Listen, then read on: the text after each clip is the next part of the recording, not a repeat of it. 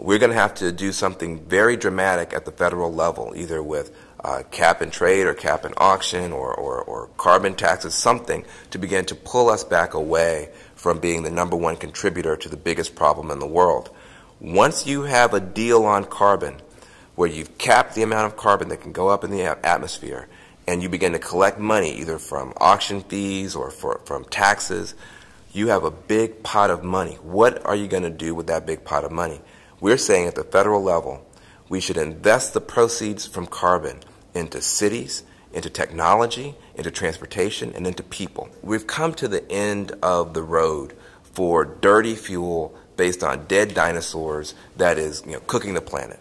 Okay, that's the last century strategy. It was good enough for then. It's not good enough for now. We're now opening a chapter that says we're going to do energy in the clean, green, renewable way. Well, the great thing about that is the federal government's got to be involved in helping with the U-turn, because the federal government was involved in supporting all the dumb stuff we've been doing.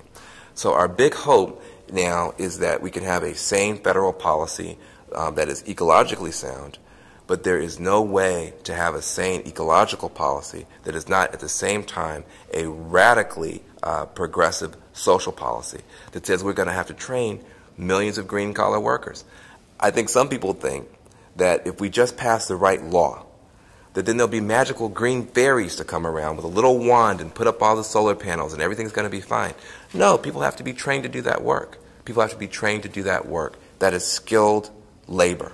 Low-income people, poor people, people of color get hit first and worst for everything bad that is coming down the pipe on the ecological side. Look at Katrina.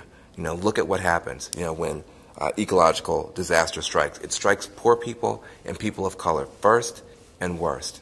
And right now, unfortunately, the positive things that are coming, we benefit from last and least. We're the last to get the hybrids, we're the last to get the solar panels, we're the last to get the organic food in our neighborhoods.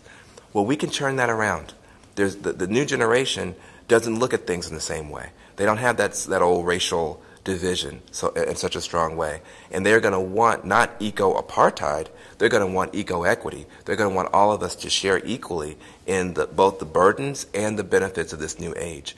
And so this is the first generation that can come together, that must come together, but can come together across lines of class and color. And I believe they will.